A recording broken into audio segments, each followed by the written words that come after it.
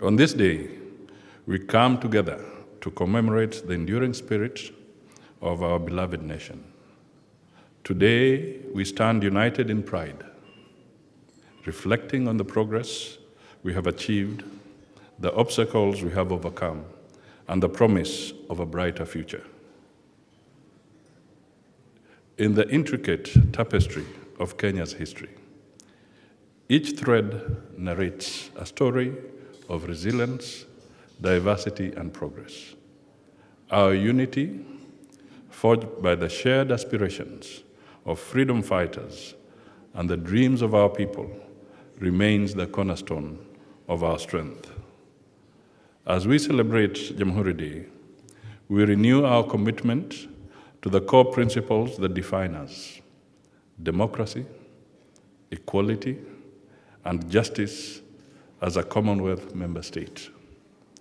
The hoisting of our flag symbolizes our collective determination to build a Kenya where every citizen has the opportunity to prosper, regardless of background or circumstance, whether residing in Kenya or the diaspora, here in the UK.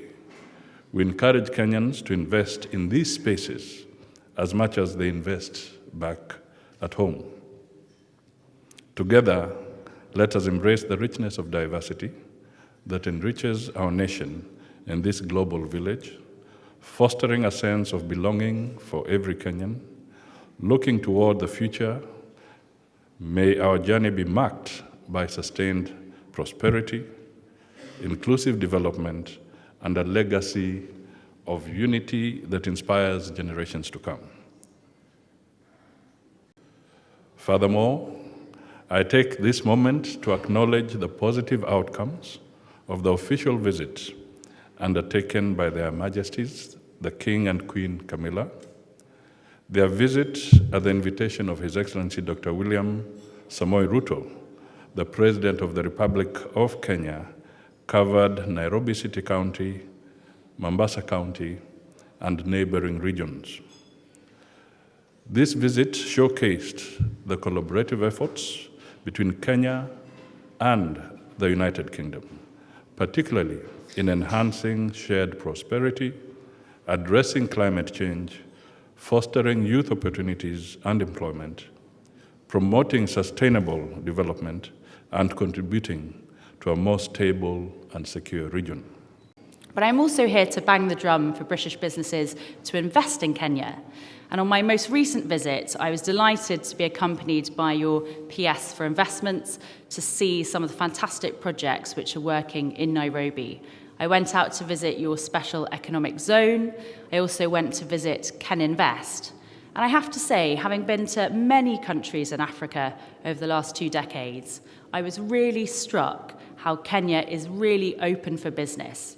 You are very welcoming to foreign investors, and I was so impressed with KenInvest to really see a one-stop shop where if I'm a British company looking at opening in East Africa, where you really are the gateway, that you really do try and reduce bureaucracy on businesses and try to improve the ease for financial transactions. I just wanted to touch on some highlights of my visit.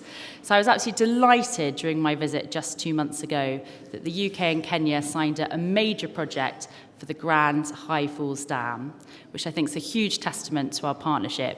And I also got to visit one of our flagship projects, which I know the Prime Cabinet Secretary has been a huge supporter of, and that, of course, is Nairobi Railway City.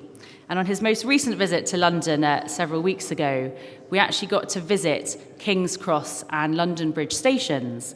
And the architects of these 2 railway transit hubs in the UK have won the bid in Kenya to build your station in Nairobi. And I got to walk around the site when I was in Kenya, and it really will be transformational to your capital city. And I think it's going to be one of the flagship projects between the UK and Kenya. Prime Cabinet Secretary, I'm delighted to be here on behalf of the British government to welcome you all here to Lancaster House. And I'm delighted to be celebrating with you for your National Day. And I'm particularly delighted to see so many friends and supporters of Kenya-UK relations here in the audience today. I'm particularly delighted to be in Lancaster House, as the history of this building is it was originally Stafford House, and I'm the Member of Parliament for Stafford. So I'll report back to my constituents that we're here today celebrating with you.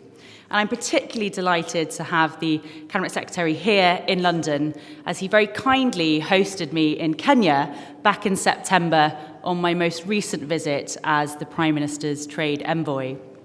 I sadly didn't get to come with His Majesty the King. I got to go 2 weeks before to do the recce visit. But I have to say, when I did brief His Majesty ahead of his visit, he could have not been more enthusiastic about his visit. And I think it's a real testament to relations between our two nations that His Majesty the King did choose Kenya as the very first country in the Commonwealth to visit. And the fact that it coincides with the 60th years today is very exciting for me to be here. Our relations are underpinned by the Strategic Partnership Agreement of 2020, which covers 5 years to 2025, so we'll be coming up for revisiting soon.